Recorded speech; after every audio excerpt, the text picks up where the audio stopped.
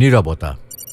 পৃথিবীতে কমিউনিকেশনের যত ভাষা আছে সব ভাষার উপরে হলো নীরবতার ভাষা। নীরবতা ক্ষেত্র বিশেষে আলাদা আলাদা ভূমিকা পালন করে। কখনো দারুণ প্রতিবাদ, কখনো সম্মতি, কখনো উপেক্ষা ইত্যাদি নানা অর্থকে প্রকাশ করে নীরবতা। কাজেই শাব্দিক শিল্প, চিত্র, সঙ্গীত কিংবা মিশ্র শিল্পর মাধ্যমগুলো এই নীরবতাকে শিল্পের মর্যাদা দিয়েছে। আসুন আজ জেনে নিই নীরবতা নিয়ে উক্তিগুলো।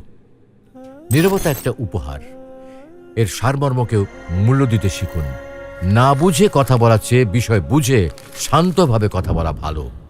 কখনো কখনো নীরবতাকে কথা বলতে দেওয়া ভালো। যখন কষ্টটা সীমা ছাড়িয়ে যায় তখন মানুষ কাঁদে না, চুপ করে যায়। নীরবতা মুখ থেকে নয়, মন থেকে প্রয়োজন। যে কলসি অর্ধেক পূর্ণ তাতে বেশি আওয়াজ হয়, যাকে আমরা বলি খালি কলসি বাজে বেশি। কিন্তু যে কলসি সম্পূর্ণ পূর্ণ থাকে তা কিন্তু আওয়াজ হয় না। চুপ থাকতে শিখুন, দেখবেন যে আপনার সাথে একদিন খারাপ ব্যবহার করেছে সেও একদিন আপনার পায়ে এসে পড়বে। নীরবতা হলো প্রকৃত জ্ঞানের সেরা উত্তর। নীরবতা হলো মহান শিক্ষক এবং এর পাঠ শিখতে হলে আপনাকে অবশ্যই এর প্রতি মনোযোগী হতে হবে।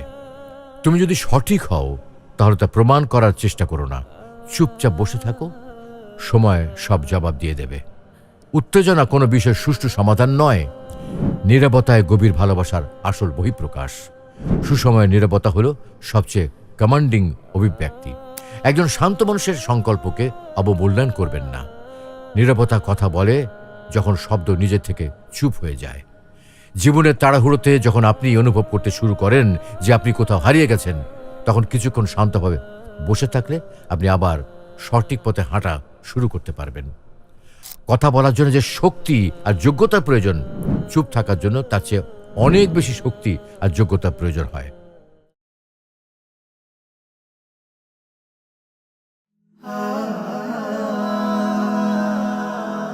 Heaven Tune.